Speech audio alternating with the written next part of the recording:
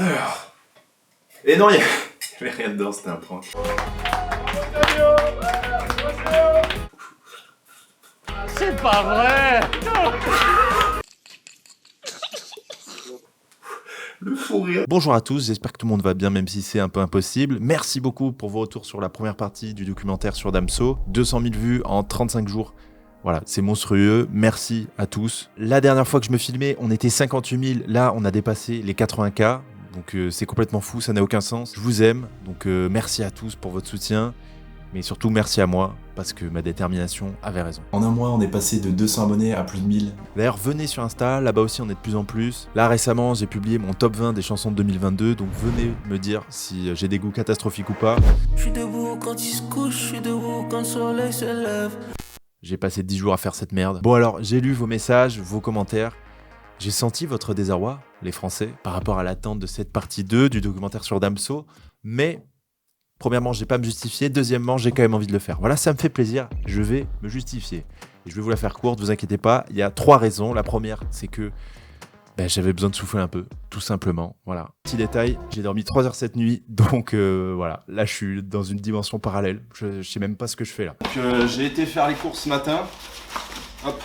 Mon run de juillet jusqu'à Noël a été très fatigant honnêtement. Même si on prend en globalité mon année 2022... j'ai vraiment pas fait grand chose d'autre que penser à YouTube. J'ai pas vu grand monde, je suis pas beaucoup sorti, donc voilà, j'avais un peu besoin de sortir de ma matrice. J'ai pas envie de devenir un mec qui a que le boulot dans sa tête, qui parle que de ça à tout le monde et tout, qui a aucun autre sujet de conversation, voilà.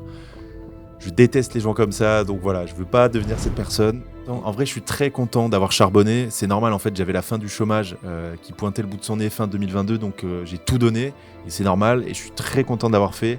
Mais voilà, je vais pas rester toute ma vie dans ce rythme-là. Tout simplement, j'ai pris un peu de temps pour sortir de ma chambre. Voilà. La deuxième raison, c'est que j'avais pas prévu tout cet engouement-là, qui s'est passé en décembre-janvier. Donc j'avais pas prévu que j'allais pouvoir vivre de YouTube en 2023. Voilà. Donc voilà, moi j'étais prévoyant, j'avais prévu de taffer. Donc du coup, résultat, je taffe dans un resto. J'ai fait du freelance aussi. En janvier, là j'en ai encore à faire en février. Donc voilà, ça me prend un peu de temps. Et pareil, j'ai fait, ça c'était juste sur un week-end, mais j'ai fait de la manutention. Tout ça pour vous dire que j'ai eu moins de temps que d'habitude à allouer à YouTube. Troisième et dernière raison, et je pense que c'est potentiellement celle qui vous intéresse le plus, j'ai rencontré 2 personnes qui ont travaillé avec Damso de très près, et ça a tout chamboulé. En fait, ce que j'avais écrit avant de les rencontrer, je me suis dit, mais c'est beaucoup plus chiant, quoi. Je me suis énormément justifié pour quelqu'un qui ne vous doit rien. Les gars, je vous dois rien du tout, c'est fou. Si t'es tombé sur cette vidéo parce que la miniature était magnifique, Mathieu, je t'aime.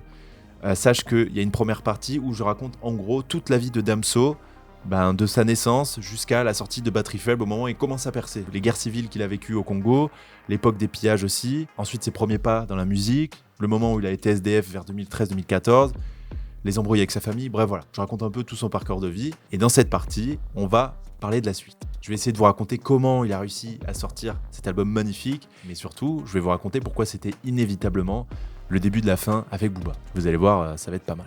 Mais avant de commencer tout ça, je voulais vous dire que si vous rêviez d'être gazo dans le clip de NSX, vous pouviez.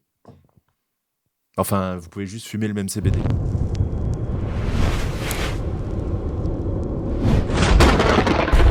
Effectivement, je remercie Golden CBD de sponsoriser cette vidéo. Ceux qui me suivent sur Insta ont peut-être déjà vu ce magnifique colis qu'ils m'ont envoyé. Incroyable, je vais vous montrer ce qu'il y a dedans tout de suite. Avec un micro, c'est une galère pas possible. Le CBD, vous commencez à le savoir, c'est légal parce qu'il y a très peu de THC dedans, donc il n'y a aucun risque. Au contraire, ça peut avoir des bons effets sur du stress ou sur votre mal de dos. Tous mes potos là qui ont des mal de dos, je vous vois, n'hésitez pas à prendre des huiles de CBD avec le code VDiscute. Voilà, comme ça vous avez moins 25%, vous avez plus mal au dos. C'est magnifique, on est ensemble. Ce qui est fou avec Golden CBD, c'est que leurs têtes ont exactement la même odeur et le même goût que des vrais bœufs. Regardez-moi cette petite tête. J'ai envie de la croquer comme ça. Ça, c'est du shit. Je tiens dans ma main du shit CBD. Ouais, si t'es un peu malin, tu peux le revendre. Mais t'es pas non plus obligé de commencer à fumer pour pouvoir consommer du CBD. T'inquiète, voilà. Comme j'ai dit, il y a des huiles, des infusions, des bonbons. Regardez ça. Personnellement, je fume pas, donc je vais donner toutes ces merveilles à des potes à moi. Par contre, il y a un truc que je fais, c'est que je suis plein d'angoisse. Voilà. Surtout la nuit, je vais pas te raconter toute ma vie, mais globalement, je suis pas le genre de mec qui se réveille en super forme après avoir rêvé de dauphin pendant 8 heures. Jamais, c'est jamais arrivé. Bah, du coup, je me suis dit, mais vas-y mec, teste les infusions, les bonbons, etc. Et franchement, j'ai kiffé. Et je sais qu'on est une génération de plus en plus angoissée, peut-être encore plus pour les générations d'après la mienne. Donc voilà, peut-être que ça peut vous aider, c'est pas sûr, hein, mais ça coûte rien d'essayer. Donc pour résumer, Golden CBD, c'est déjà 40 000 clients, ils livrent super vite. Voilà, c'est un peu les boss de leur domaine. En plus, ils ont déjà travaillé avec SCH, donc voilà. Je peux dire qu'on est collègues maintenant, donc ça fait plaisir. Bref, encore une fois, merci à eux de me supporter. Grâce à eux, il n'y a plus que mes 2 jambes. Si t'as capté la ref à Jean Jass, c'est magnifique. C'est parti pour la vidéo. On est dans le ghetto, je suis né à l'hosto, loin des stupes, des idées stupides. Vas-y, viens, on discute.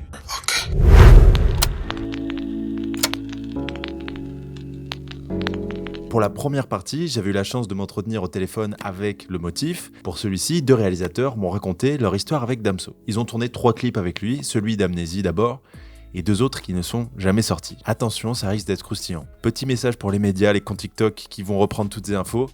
Faites-vous plaisir, faites-vous de l'argent sur mon dos, ça me pose aucun problème. Par contre, juste mentionnez-moi, s'il vous plaît, ça me fera plaisir. En janvier, j'ai rencontré Max et Léo dans un bar.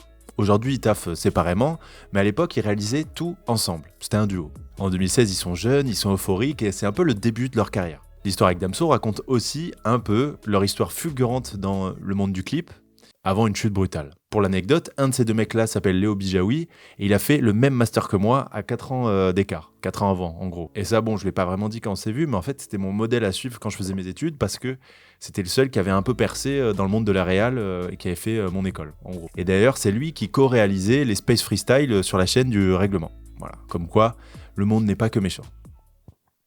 Il est petit aussi. Tout commence lorsqu'ils sont appelés par une boîte de prod pour le clip d'Amnésie fin 2016.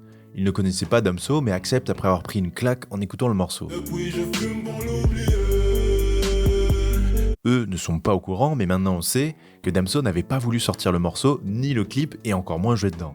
Amnésie n'est pas un morceau comme les autres. C'est l'histoire d'une fille qui met fin à ses jours, entre autres parce qu'elle était folle amoureuse de Damso, alors que lui il s'en foutait royalement. Bon, j'imagine qu'il y avait d'autres problèmes dans sa vie. Mais le label, ayant très bien compris que c'était un single fort de l'album, le force un petit peu à sortir le clip et il finit par accepter la proposition de Max et Léo qui, je le rappelle, ne sont pas au courant de tout ça. Bref. Il est content parce qu'il n'a qu'une scène et ses yeux sont bandés. Le reste sera joué par des acteurs. D'ailleurs, première anecdote pour l'apéritif, Damso avait le choix entre 2 actrices et il a refusé Claire Laffut, qui aujourd'hui est une chanteuse belge assez connue. Le tournage se passe super bien, il monte le clip et incroyable, Damso valide. La V1, ça doit être une première dans l'histoire mondiale du clip, je pense. La V1 validée, ça n'arrive jamais. Bref, ça sort, ça cartonne, mais quelques semaines plus tard, le titre est supprimé. La raison, un sample de Cortex qui n'avait pas été clearé ni par le producteur ni par le label.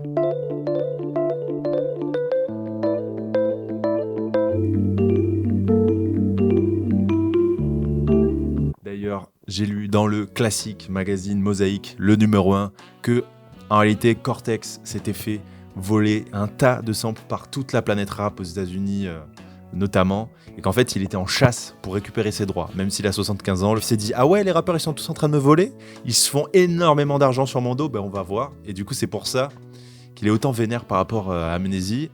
Et sachez que ce que j'ai lu grâce à Cyprien, gros SO à toi qui a écrit cet article, c'est qu'en fait le procès est toujours en cours. Peut-être qu'un jour on aura Amnésie sur YouTube et sur les plateformes, voilà, ça dépend du procès, et ça dépend est-ce que le label et Cortex arrivent à se mettre d'accord ou pas, tout simplement. Un début de lien se crée entre eux et Damso, au point que son équipe leur propose de s'occuper de toute la DA du prochain album. C'est fou, la même année que Greg Elio avec Orelsan.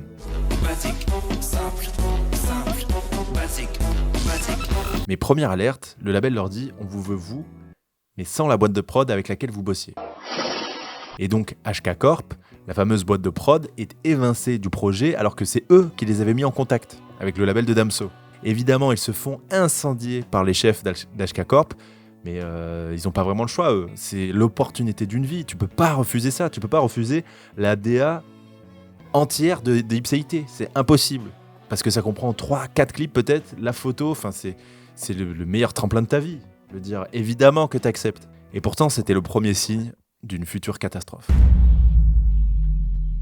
Pourquoi ? Parce qu'ils vont devoir faire ça en autoprod, mais qu'ils n'ont clairement pas les moyens. Eux, ils réalisent et ils montent. Mais ils ont besoin de chef-op, d'assistants, de maquilleurs, bref. Tout ça, ça coûte beaucoup d'argent qu'ils n'ont pas. Mais on y reviendra plus tard. La consigne est claire. Un petit clip pour A New Is the New Black, pour annoncer et teaser la date de sortie de l'album. Et un gros budget pour Qui es-tu. Et oui, le clip de Qui es-tu existe, et j'ai pu le voir. Un jour je suis congolais, un autre je suis zaïrois. Alors rien à voir, mais deuxième anecdote, à ce moment-là, début 2017, Damso hésite entre 2 noms pour son album, qui sont Ipséité et 34 centimes. Ipséité, il adore, ça fait longtemps qu'il y pense, mais il est pas sûr parce que c'est pas clair comme mot, je veux dire, personne sait ce que ça veut dire. Alors je sais pas du tout à quel point ça l'a influencé, mais en tout cas, eux m'ont dit qu'ils l'avaient motivé à fond, à 1000% pour partir sur Ipséité et pas sur 34 centimes qui faisait vraiment beaucoup trop 50 Cent Wish de Belgique, quoi. Bon, au final, je pense qu'il a bien fait de choisir Ipséité. En plus, il a fini par recycler 34 centimes puisque c'est le nom de son label qu'il a créé 3 ans plus tard. Bref, nos 2 jeunes réals envoient des propositions, ils se mettent d'accord, et après quelques semaines intenses de préparation, ils partent tourner dans un château au beau milieu de la Pologne. Premier obstacle, ils ont prévu une panthère pour le clip de Qui es-tu, mais se rendent compte au dernier moment qu'il n'y a pas de panthère en Pologne. Donc ils en importent une de Russie jusqu'en France, puis en Pologne. Deuxième obstacle, on est au tout début du tournage, tout est prêt, maquilleur, machin, les décors, tout est prêt. Le problème, c'est que la production polonaise n'a pas été payée. Max et Léo leur disent non, mais vous inquiétez pas, vous allez être payés, juste c'est le label, c'est pas nous on n'a pas l'argent, mais il y aura pas de problème et tout. Mais le gars n'en démord pas, il leur dit non, je m'en fous de vos excuses, je sais pas quoi, tant qu'on n'est pas payé, rien ne commence. Il y a des réunions au téléphone, le label, machin. Au final, Universal finit par craquer et envoie la thune et le tournage peut commencer. Donc ils tournent de nuit, en fait ils avaient 3 nuits très exactement. Imaginez le froid qu'il faisait en plein hiver en Pologne, perdu dans la campagne, dans un château qui avait l'air à moitié abandonné. Et en fait, pour qu'ils tiennent, ils m'ont raconté que la boîte de prod leur filait des cafés avec un peu de vodka dedans, voilà, pour les réchauffer, quoi. Même Damso, il devait être mort de froid, tu sais, tu bouges pas trop, c'est pas le genre de gars non plus qui... C'est pas Sofiane, hein, dans un clip, tu vois, il est juste assis. Le dernier jour, ils finissent à 7h du matin et ils se mettent une murge pour fêter ça, voilà, c'est magnifique. Ils ont fini les 2 clips en peu de temps, tout le monde est content. D'ailleurs, ils m'ont montré une vidéo de Damso qui est en train de s'enjailler sur du Biggie avec les Polonais, mais c'est génial, honnêtement la vidéo elle est incroyable. Je pense que ça a permis de tisser des liens assez forts avec Damso, il y a comme une petite début d'amitié, une amitié professionnelle, hein. Ils sont pas devenus meilleurs potes, mais voilà, ils commencent à avoir vécu 2-3 trucs avec lui et à bien s'entendre, tu vois, normal. Et d'ailleurs ils étaient vraiment pleins d'éloges concernant son comportement, et voilà, ils m'ont raconté que c'était un mec un peu perché, mais super cool quoi, globalement. Mais la belle histoire est sur le point de se terminer. Vous allez voir. Le temps passe, ils font leur montage, machin, ils envoient la V1 de Noir is the New Black, et le label répond « On n'aime pas du tout, on supprime ce clip, on s'en fout, on veut le clip de Qui es-tu pendant 3 jours. » Bah les gars, ils hallucinent, ils se disent « Mais attends, on peut l'améliorer, qu'est-ce qui va pas ?» Et le label veut rien entendre, il leur dit « Vous avez 3 jours pour nous envoyer le clip de Qui es-tu ?» Et les gars, ils sont là « Mais non, mais on l'a pas dérushé, c'est des heures et des heures de tournage, les gars, eux ils avaient prévu 1 mois pour le faire ce clip à la base. Ils voulaient essayer de faire un petit chef-d'œuvre à leur échelle. Mais il n'y a pas le choix, donc c'est parti. T'imagines bien qu'ils n'ont pas beaucoup dormi pendant ces 3 jours-là. En plus, ils étaient à distance parce qu'ils étaient sur des projets chacun différents. Bref, l'horreur. Ils montent le truc, ils envoient une V1 et pas de réponse. Donc là, ils paniquent un peu. Ils se disent, bon, tant qu'ils répondent pas, on va travailler une V2. Ils envoient la V2, je sais pas combien, peut-être 2 jours après. Et toujours pas de réponse. La supercherie a assez duré. Ils débarquent à Universal avec des AK-47 et zigouillent tout le monde. Évidemment non, juste ils y vont et voilà pour voir ce qui se passe. Ils tombent sur la manageuse de Damso qui leur dit « Oh les mecs, comment ça va ?» Et eux ils disent « Bah ça va pas. Qu'est-ce qui se passe là avec les clips ?» Elle leur dit « Ah mais personne vous a dit ?» C'est trop con quoi. Je vais arrêter avec cet accent, c'est insupportable, mais c'était vraiment pour vous montrer qu'elle était insupportable, cette meuf. Elle leur dit, en fait, le duc n'a pas aimé. Il trouve que la meuf du clip est super moche et que ça fait pub de parfum. Alors, vous imaginez bien la surprise quand ils ont vu quelques mois plus tard le clip de Macarena. Libre, the new scent of freedom, Yves Saint Laurent. Mais bon, bref, ils sont surpris parce que, en réalité, les 2 clips qu'ils ont envoyés, ça correspondait exactement à ce qui était prévu. Donc forcément, ils sont frustrés. Dans ce cas-là, il fallait le dire un peu avant. Enfin bref, ils sont dégoûtés. Le clip d'Amnésie supprimé. Les 2 autres ne sont jamais sortis. Vous imaginez le seum et le montant de travail que ça leur a demandé. Tout ça pour absolument rien, parce que comme je vous ai dit, ils ne sont même pas payés. Et ça, c'est pas la faute du label, c'est eux-mêmes. En gros, c'était un investissement. Voilà, c'était une belle vitrine pour eux, pour avoir plus de projets derrière.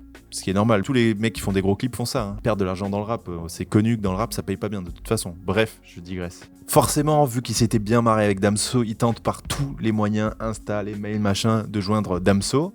Finalement, et c'est là que je me dis que Damso a l'air d'être un bon type, il finit par appeler Max quelques jours avant la sortie d'Ipséité et il passe 45 minutes au téléphone. Alors après, attention, est-ce que c'est vrai, est-ce que c'est pas vrai ? On peut pas savoir, mais en tout cas, lui, il leur dit « Moi, j'adore les clips, mais juste, j'ai pas mon mot à dire dessus. » Parce qu'en fait, c'est Booba qui a envoyé 50% de la thune et Booba, il déteste le clip, quoi. Donc lui, il a pas le choix. Alors je sais pas s'il lui a menti, mais c'est ce qu'il lui a dit. Personnellement, moi, j'ai envie de le croire. Vous faites ce que vous voulez. Le pire dans cette histoire, et je mentionnerai aucun nom parce que j'ai pas envie qu'on porte plainte contre moi pour diffamation, etc., c'est que la meuf a dit « Je savais qu'on n'aurait pas dû payer les Polonais. » Voilà pourquoi il faisait attendre la prod polonaise. Tout est prêt. Le problème, c'est que la production polonaise n'a pas été payée. Et voilà pourquoi ils avaient évincé HK Corp, la grosse boîte de production française du projet. En fait, qu'est-ce qu'ils se sont dit ? Ils se sont dit, on va prendre ces deux jeunes. Je pense qu'ils aimaient bien leur taf quand même qu'ils avaient fait sur Amnésie, parce que c'est quand même important que Damso ait des beaux clips. Mais si on n'aime pas leurs clips, juste on les paiera pas, parce que voilà. On va les avoir, pour pas dire les baiser bien profond dans le... parce qu'ils sont jeunes et qu'ils connaissent pas encore les magouilles, tu vois. Donc heureusement que le directeur de prod là-bas, en Pologne, il a insisté, quoi. Vraiment, heureusement pour lui. Honnêtement, il y a des chances que Damso soit même pas au courant de ces histoires sombres. C'est quasiment sûr, en fait, qu'ils lui ont pas dit. Finalement, le clip de E Noir is the New Black a été remplacé par un clip, effectivement, qui fait moins pub de parfum, puisque c'est juste Damso dans un hangar avec une meuf qui se met des... Je fume pour ne plus me rappeler de mes rêves. Stress et nerfs m'ont fait perdre chevelure. Moi, perso, et honnêtement, je m'en fous, je leur mentirais pas. Je trouve que leur clip qu'ils avaient fait était vraiment beau, c'était un faux plan séquence et je peux pas vous le montrer parce que si je le fais, je peux me faire striker par Universal, donc voilà, je prends pas le risque. Cette histoire, et c'est pour ça que je prends le temps de vous la raconter avec toutes les anecdotes et les détails, c'est que je pense qu'elle signe un peu déjà le début de la fin entre Booba et Damso. C'était inévitable. Déjà, avant ça, Damso il avait été hyper déçu qu'on le force à appeler Batterie Faible son premier album. Parce que pour lui, son premier album, c'était quelque chose qu'il chérissait depuis des années et des années. Il l'avait en tête, il voulait faire un chef-d'œuvre intemporel, un truc dont il était vraiment fier, avec du temps, le mix, etc. Vous connaissez la personnalité de Damso. Sauf que le label a tellement kiffé Batterie Faible qu'ils l'ont forcé à dire que c'était ça, son premier album. Mais lui, déjà, ça, c'est un petit truc où il l'a mal pris. Batterie Faible mixtape, plutôt chill game, kicker, faire du sale. Et l'autre album, prendre des risques, peut-être qu'on comprenne pas, mais tant que moi j'arrive au bout de mes compétences et mes capacités, je suis content. Deuxièmement, il y a cette histoire où il capte qu'il peut pas choisir sa DA, ses propres clips, etc. Je pense que Damso, c'est un mec qui supporte pas l'autorité. Il faut que la musique qu'il produit, l'art qu'il produit, il faut que ça lui plaise d'abord à lui avant n'importe qui d'autre. Et là, il s'est rendu compte que c'était pas le cas. Si tu veux que je passe en radio mais que je kiffe plus mon rap, va te faire foutre, ça c'est clair. C'est là qu'il s'est rendu compte qu'il était ligoté. Les maisons de 10 sont des salopes, c'est pour ça qu'elles font des avances. Je ferai pas deux fois la même erreur. Tu peux me dire, ouais, alors il aurait pas dû signer en maison de disque, qu'il était pas content, machin. Oui, ok, sauf que mec, il dormait dans la rue. 100% des gens auraient fait le même choix que lui. Les gars, en fait, c'était même pas un choix. C'était ça ou rien. Bref, pour moi, toutes ces anecdotes, c'est clairement le signe d'une séparation inévitable entre Damso et Booba, quoi. En vrai, je me dis, c'est complètement fou que Booba préfère perdre de l'argent plutôt que sortir des clips qu'il aime pas. Tout ça parce qu'il y a une meuf moche dedans, tu vois. Ou que ça fasse clip de parfum. Alors, évidemment, Booba, il a sa vision des clips de rap, beaucoup moins subtil, beaucoup moins léché. Et ça, c'est entendable. Hein. Booba, il fait ce qu'il veut, c'est ses artistes, etc. C'est sûr que Max et Léo, c'est pas du tout des mecs qui ont une grosse culture rap. Ce qu'ils font n'a rien à voir avec ce que Booba aime. Ça, c'est sûr et certain. Et on peut pas lui reprocher ça. Il aime ce qu'il veut, Booba. Mais par contre, là où je trouve humblement qu'il a fauté, c'est qu'il aurait peut-être dû se rendre compte que Damso, c'était pas lui. Damso, c'était pas Caris. Mais malheureusement, c'était pas le seul à penser ça. Maintenant, on a oublié parce que voilà, Calf, etc. Mais à l'époque, Damso, c'était comme Caris. On les comparait tout le temps. Ils ont percé exactement par le même procédé. D'abord, un beatmaker de confiance qui leur conseille d'écouter. Ensuite, une petite passe D sur un featuring et ils mettent tout le monde d'accord parce qu'ils sont archi violents. Le triangle, Sevran. Et le gilet fluo, je veux faire des sous, mais je suis paresseux. J'ai matière grise, ta matière fécale. T'as micro-pénis, donc tu n'es pas de taille. Damso. Et d'ailleurs, je voudrais faire une mini digression, et franchement, j'en fous un peu plein la gueule à Booba depuis le début de cette vidéo. Ceux qui savent que c'est mon rappeur préféré, même s'il a plein de défauts, etc. Je m'en fous un peu, et c'est mon rappeur préféré, ma discographie préférée, de très très très loin dans le rap français. Et juste, j'aimerais dire à tous les gens qui disent oui, Booba il s'est fait démonter dans les featuring avec Caris et avec Damso, sachez que c'est normal en réalité. Imaginez, vous êtes Caris en 2012, Damso en 2015. Le couplet que vous allez écrire dans le feat avec Booba, il faut que ça soit le meilleur de ta vie. Tu vas tout mettre dedans Franchement, ce couplet, et j'exagère même pas, il peut changer la vie de tes enfants, tes parents, tes frères et sœurs, tes potes, etc., etc. Évidemment que tu donnes tout, tu passes des heures dessus, tu veux tout casser, t'as la rage, t'as faim, ça fait des années que tu rappes, que personne t'écoute, et évidemment que tu donnes tout. Évidemment que Caris, il a tout démonté sur Kalash. Mais voilà, pour Booba, les gars, c'est juste un jour de plus au boulot, ça fait 15 ans qu'il démonte tout, voilà, il écrit un couplet, évidemment, voilà, c'est un peu moins spectaculaire, mais c'est logique. Voilà, je voulais juste dire ça. Bref, on revient à l'explication, et enfin, après le featuring monstrueux, un album monstrueux qui va plaire, qui va être certifié, donc hors noir et batterie faible. Voilà, donc en fait, Damso et Caris, à ce moment-là, ont exactement la même trajectoire, en tout cas au début. Parce que Booba, il aurait dû capter que Damso, il avait un potentiel pour faire d'autres choses et pas que du sale. D'ailleurs, c'est pour ça qu'il y a Autotune ou Beautiful déjà dans batterie faible.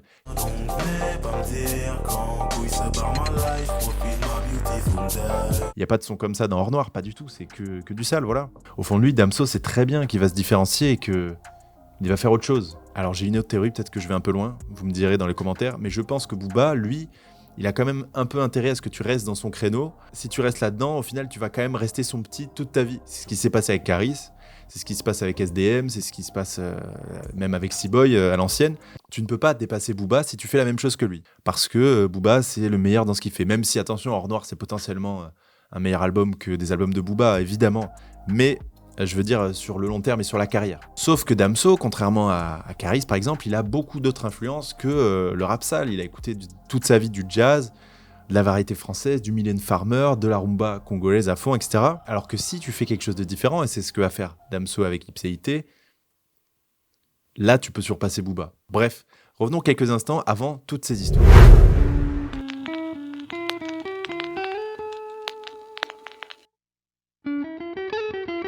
L'été arrive et Damso a besoin d'un tube. Ah ouais, les poches sont vides, faut faire quelque chose. Donc il commence à faire ses petites recherches comme moi quand j'écris un documentaire. Alors, comment faire un tube? Alors, bon, a priori, il faut parler de quoi? Les sujets importants, c'est la drogue, ça c'est sûr, j'entends tout le temps. Le sexe, évidemment. Le sexe. On a quoi? Ouais, le sky, et tout le monde adore le sky. Ça c'est sûr, le NSI, tout ça. Là, après, il y a quoi? Il y a encore, l'argent, allez, la maille, hein. C'est plus sympa d'écrire la maille que l'argent. Et les meufs, les putes, quoi. Les énormes putes. Niveau flow, hop, flow. Qu'est-ce qui marche en ce moment?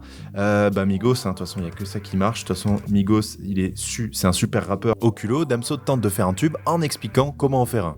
Bon, alors, ça n'est pas devenu un comme Macarena non plus, mais c'est la première fois qu'il exporte vraiment sa musique en dehors de son entourage. Ça tourne vachement à Bruxelles. Comment faire un tube? Faut parler de drogue, de sexe, de sky, de maille et de but. Prendre le flow de Migos, Versace, changer 2-3 trucs. Versace, je me note ça. Sans le savoir, il vivait les derniers moments de galère de sa vie. Quelques mois plus tard, il est sur la mixtape OKLM et vous connaissez la suite. La trappe française, moi je l'éjacule sur le torse. Maintenant, si plus tard, ma plume, elle s'arrondit d'elle-même. Et que, comme je dis, j'ai un gosse, j'ai d'autres trucs, je vis d'autres choses. J'ai envie de donner des conseils peut-être, tu vois, et que mon son il passe bien en radio parce que la plume elle s'arrondit d'elle-même. Ah bien sûr, je passerai en radio. Ce que j'essaie de vous raconter, c'est que après la patience qu'on a vue dans la première partie, la sincérité est le second pilier absolu de la carrière de Damso. Alors, c'est pas le seul, c'est le cas de beaucoup d'autres artistes dans l'histoire du rap français. Hein. Je peux citer Kerry James, Diams, Akhenaton, Nekfeu, Cynic, bref. Ou même L'Homme Pâle pour ceux qui ont vu le documentaire. Mais ici, on dépasse la sincérité. On est, je pense, sur une phobie du mensonge. C'est presque maladif. Il est prêt à te détruire juste pour te dire la vérité. Ou pas forcément le méchant, mais en tout cas du mec honnête. Moi, il y a une meuf sur mes réseaux qui a dit un truc marrant, qui a dit Damso, c'est ton mec avec un sérum de vérité. Donc écoute Damso, si tu veux savoir ce que ton mec pense au fond. Et ça m'a fait beaucoup rire, je dédicace Nifa d'ailleurs. Sur le papier, nous sommes tous attirés par les gens honnêtes. On passe tellement toutes nos journées à prétendre qu'on est quelqu'un d'autre, que ce soit, je sais pas, au travail, sur les réseaux, même avec des potes, que dès qu'on voit quelqu'un de super honnête avec lui-même ou avec les autres, ça nous fascine, quoi. On se dit, mais comment il fait pour s'en foutre autant du regard des gens? Je trouve que c'est quelque chose de super satisfaisant de parler avec quelqu'un qui assume à fond ses vices, ses faiblesses et la personne qu'il est, quoi. Ça donne envie d'être honnête nous-mêmes, en fait. Mais toutes les qualités viennent avec un défaut. Et quand t'es extrêmement attaché à dire tout le temps la vérité, il y a des chances pour que tu manques d'empathie. Il y a des chances. En tout cas, c'est pas sûr, hein, mais il y a des chances. Tu préfères être un salaud ou un menteur? Je préfère juste qu'on me dise que j'ai été honnête, mais que mon honnêteté ne convient pas. Oh, il est fort. C'est vrai. C'est-à-dire que toi, dans ton échelle de valeur, tu places tellement la vérité haut que peu importe si ça a des conséquences sur d'autres gens. Peu importe si ça pousse une fille à faire ce que la fille fait dans Amnésie. Voilà, je peux pas dire le mot. YouTube censure de plus en plus, voilà, mais vous avez compris ce que je veux dire. Allô Damso, je vais faire sonner mon heure. Je décrochais pas, je voulais pas faire d'erreur. Comme casse les couilles, c'est ce dont j'avais peur. Je m'en fous en fait. Allez, ciao. À plus. Yes, on s'appelle. On s'appelle pas du coup, mais... Alors, chacun son avis sur ce son. Je sais qu'énormément de personnes trouvent que c'est un classique. Personnellement, je sais que le son est stratosphérique, que c'est un énorme classique, que voilà, il met dans des émotions... voilà, c'est rare d'avoir un son aussi puissant que ça. Cependant, pour moi, c'est trop glauque de faire une chanson sur une histoire qui a priori est vraie. En tout cas, il le vend comme une histoire vraie. Je trouve ça absolument dégueulasse. Donc voilà, chacun a ses limites concernant les lyrics. Personnellement, ça dépasse les miennes, cette chanson-là. Après, est-ce que je suis trop fragile ? Je sais pas, peut-être. C'est à vous de me le dire. Mais voilà, tout ça pour dire que Damso déteste tellement mentir qu'il préfère inventer des stratagèmes pour pouvoir dire la vérité, mais que ça passe un peu mieux. Comme mettre de l'autotune, par exemple. J'aimerais tant lui dire que je la veux pas dans ma vie, mais uniquement dans mon pieu. Avec de l'autotune, ça passera peut-être mieux. C'est aussi pour cette raison que les albums de Damso sont indissociables de la vie qu'il mène au moment où il les écrit.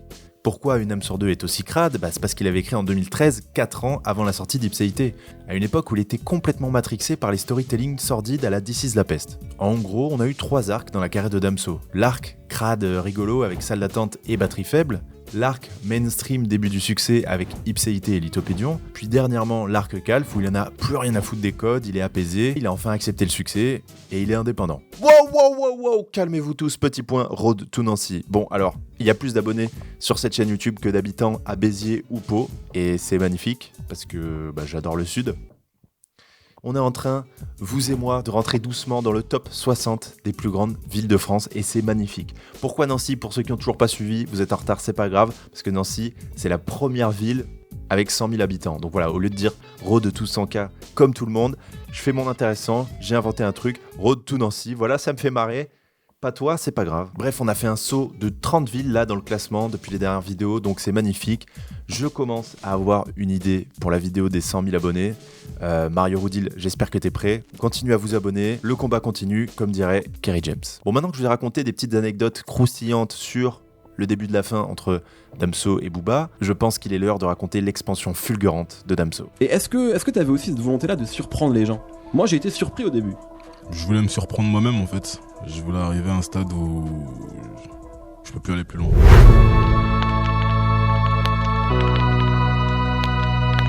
L'album tant attendu doit sortir le vendredi 28 avril. Problème, il se retrouve dès le lundi, donc 5 jours avant, dans quelques Fnac. Complot ou erreur ?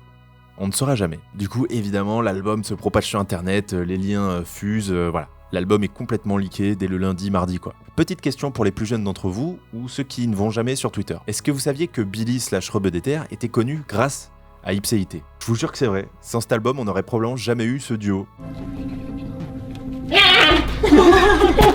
Et oui, en fait, à la base, Billy, c'était juste un surveillant qui tweetait des conneries avec 20 000 abonnés, jusqu'au jour où on lui envoie le leak de l'album de Damso. Donc lui, il fait quoi ? Il repartage, mais vu qu'il était jeune et fougueux, il a un peu laissé planer le doute comme quoi c'était lui le responsable originel du leak. Alors que pas du tout en vrai. Damso, très énervé à ce moment-là, répond « Les tweets de Rebeudeter, c'est une dinguerie, je mate ça comme un film dans lequel je sais déjà qui va mourir à la fin. » D'ailleurs, Billy a raconté en interview qu'il s'était fait incendier par toute son équipe et notamment sa manageuse en privé. Mais finalement, il y a tellement de monde qui ont connu et Billy et Damso avec cette histoire, ça a tellement buzzé que les deux en ont profité et ça s'est bien terminé quoi. Il y a un mec qui a déjà l'album une semaine avant, tu te sens quand même un peu niqué. Rebeudeter. Non, je crois pas que c'est lui en fait finalement. Je pense que c'est une légende. Ouais, il est chaud lui. Il est très chaud. Le jour de sortie, Damso fait ça en sortant 2 clips. Je respecte R, monté sûrement en vitesse après l'histoire de Max et Léo. De toute façon, tu pouvais mettre une vidéo d'une grenouille qui fait une sieste au ralenti sur un nénuphar, ça aurait fait 100 millions de vues dans tous les cas, tellement le son est lourd. Mais c'est sympa d'avoir quelques insides, surtout là. Pour l'anecdote, il a enregistré ce morceau au dernier moment et il n'était pas sûr de le mettre dans l'album. Vald a dit un jour « T'as bien mal », moi je dirais « T'as bien fait ». Il sort également le clip de l'intro « A Noir is the New Black ». J'aime la violence et voir le sang qui coule. entendre mes ennemis dire pardon. Les vues sont impressionnantes, les streams aussi. Au printemps 2017, on ne parle plus que de Damso. Je suis moi-même très triste que SCH, le grand phénomène de 2015, est déjà relégué à l'arrière-plan avec Deo Favente. Damso s'apprête à casser tous les records de streaming. Record en 24 heures, record en une semaine, record de l'album le plus streamé en un mois puisqu'il atteint les 100 millions de streams. C'est le plus rapide de l'histoire. Bon alors, l'histoire de Spotify, c'est récent, hein. Mais justement, son succès symbolise aussi l'avènement des plateformes de streaming, des certifications, des disques de diamant, etc. etc. En 2017, on rentre vraiment dans cette période faste du rap français qui sera stoppée violemment fin 2019, début 2020 avec le Covid. Disque d'or en 10 jours, platine en 1 mois, bref, je vais pas faire la liste de toutes les certifications, mais en gros, retenez que Damso est passé d'inconnu à numéro 1, d'un pays où il n'est pas né et où il n'habite même pas, en moins de 2 ans. C'est complètement absurde, j'ai envie de répéter, mais j'ai la flemme, mais c'est fou. Mépose et gamberge. Il sera même certifié de diamant en mars 2018. Alors l'album est radicalement différent de Batterie Faible. Il a posé sur des prods totalement nouvelles pour lui, c'est le cas de Lové ou Signalé. D'ailleurs, ces 2 morceaux étaient des grands défis pour Damso, il n'avait jamais vraiment posé sur ce type de prod. Il raconte qu'il a galéré pendant des mois pour trouver la bonne manière de les appréhender. Vodka dans la chambre, dans la douche, crée pas, je suis sur écoute, faut pas semer de doute. Je pense qu'à faire des love, je ne pense qu'à faire des love. Pareil pour Kill Label, il avait la pression de bien faire. Il est né au Bled, il voulait leur rendre un bel hommage et pas un morceau claqué genre du sous MHD ou je sais pas quoi. Tu ne sais pas combien je t'aime, perdre c'est ma patrie mais je ne... Il a appelé son album Ipséité. Pour lui, c'est la faculté à rester le même malgré toute la vie qui change autour de soi. Alors évidemment, t'es pas la même personne quand t'as 34 centimes sur ton compte qu'après un disque de diamant, c'est sûr. T'as moins la dalle, c'est évident, mais il voit ça comme rester honnête avec lui-même. Le plus gros de l'album est produit par DSK, WX et Tommy on the Track. Ce à quoi s'ajoutent quelques touches d'Icas Boy, BBP et d'autres. Tout mon amour pour Chrissy, qui a mixé Salle d'attente et Batterie Faible, mais la comparaison avec NKF est trop violente. Pas besoin d'être un ingénieur du son pour saisir le gap immense. Rien que sur sa voix, c'est fou comme elle sonne bien. Je tourne au rond-point victoire, je suis bien loin des vaincus, je ne sais même pas ce que j'ai n'a. D'ailleurs, il le dit lui-même, hein, Une âme pour deux ne pouvait pas exister tant qu'il n'avait pas les meilleurs moyens de mixage. Et après avoir écouté Dans la légende, il voulait absolument travailler avec NKF. Clairement l'ingé son que toutes les plus grosses têtes du rap français s'arrachent. Monsieur Dems, vous m'entendez? Si vous m'entendez, clignez 2 fois d'ici. D'accord. Je suis le docteur Léonard. Je voulais aussi mentionner les lettres grecques de l'alphabet, vous savez, hein. D'après les infos que j'ai, c'est sa manageuse qui aurait eu l'idée de dévoiler la date de l'album en chiffres grecs. Et il faut le dire, ça fonctionne assez bien avec son côté taiseux, mystérieux, ou même avec le nom de l'album que personne n'a compris, hein. Finalement, je pense que ça a tellement bien marché qu'il continuera toute sa carrière à jouer avec ça. Ça, c'est une théorie personnelle, mais je pense que l'album marche aussi bien parce qu'il est très adapté au printemps. Il y a pas mal de sons qui mettent de bonne humeur. Et d'ailleurs, comme le dit très bien Raphaël Dacruz dans No Fun, les morceaux rappés qui faisaient la force de Batterie Faible sont presque secondaires dans Ipséité. Ils sonnent banals. Alors il mentionne pour la première fois la paternité dans Peur d'être père, qui répond à Peur d'être sobre, qui n'avait jamais sorti mais qui existe en freestyle. Et les 2 morceaux sont stratosphériques. Donc blessure et raflure, à vive allure, je vis, j'évacue, vice et verdure, disais verdure, négro, sans quoi c'est la mort. J'ai si peur d'être devoir m'en faire vivre ici. Et impossible de terminer cette vidéo sans mentionner 2 morceaux très très importants. Le premier, c'est Macarena. Je me rappelle très bien des premières semaines de mai, on était tous complètement matrixés par ce morceau, même si tu l'assumes pas. Oui, alors aujourd'hui, on l'a trop entendu, mais pendant quelques semaines, les gars, c'était partout, à chaque soirée, à la radio, à la télé, bref. Je me rappelle d'un tweet de Mehdi Maizi qui disait « Franchement, soyons honnêtes, qui écoute autre chose que Macarena en ce moment? Qui arrive à écouter autre chose ?» Et c'était vraiment ça, c'était addictif. C'était replay, frère, replay. T'es en soirée, mets Macarena, s'il te plaît. Ouais, t'as vu, on est bourré, mets Macarena. C'est parce qu'après on connaît et on chante tous, c'est génial. Ça vaut mieux que tu me racontes ta vie de merde. Voilà. Ah, Chloé elle a pas voulu se sucer. Bah, et oui, en même temps, t'as vu ta bite? Regarde-la plus. Tu verrais que Chloé elle a raison.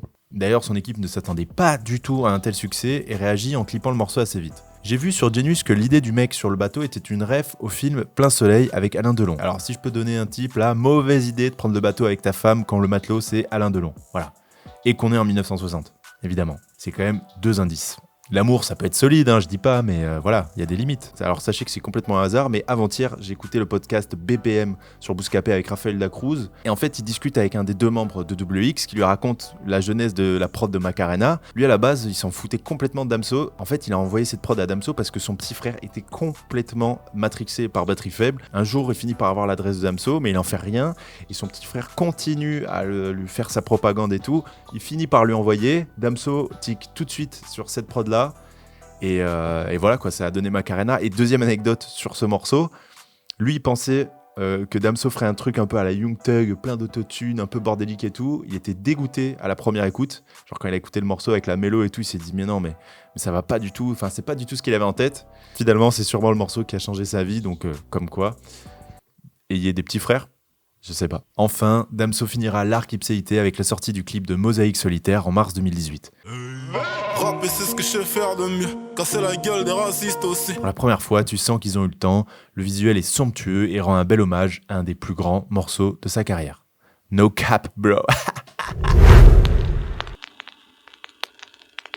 Pour finir, je voulais vraiment de bon cœur remercier Jean Morel. Déjà parce qu'il a donné de l'amour à ma chaîne YouTube en public, c'est juste sympa de sa part, voilà, ça compte beaucoup pour moi. Deuxièmement, parce que sans le savoir, c'est lui qui m'a donné la révélation de poser des questions à des gens. En fait, quand j'ai sorti la vidéo sur l'homme pâle, je lui avais envoyé parce que je sais que ça aurait pu l'intéresser et il m'a répondu gros, super vidéo, mais t'aurais pu me poser des questions parce que en fait lui il a vécu tout le début avec l'entourage, etc. Il traînait un petit peu avec eux à ce moment-là, donc il aurait pu me donner des anecdotes, il aurait peut-être pu corriger 2-3 trucs et du coup ben voilà, j'ai une révélation, je vais me convertir à l'islam. Non, c'est pas aussi ouf. Je me suis dit, voilà, pourquoi je m'autorise pas à poser des questions à des gens qui ont vraiment vécu un petit bout de chemin ou un grand avec les artistes dont je vais parler. Donc voilà, j'espère le faire de plus en plus. Ça dépendra aussi, est-ce que les gens vont me répondre ? Mais en tout cas, j'espère le faire de plus en plus. Pour pas vous mentir, à la base, j'avais prévu un dernier chapitre sur l'amour du studio, le côté obsessionnel, fan du mixage avec Calf. Finalement, je me suis dit, bon, est-ce que c'est si intéressant que ça ? Voilà, donc j'ai enlevé, tout simplement. La vidéo est déjà assez longue. Je travaille sur un gros documentaire sur Nekfeu. Ça a jamais été fait encore sur YouTube, donc voilà. Je pense que ça va être très cool. Par contre, commencez pas à venir en DM me demander quand c'est que ça sort, les gars. C'est au moins fin mars, dans tous les cas, donc voilà. C'est tout ce que j'avais à dire. N'oubliez pas de vous abonner si vous avez kiffé la vidéo. On est ensemble. La bise.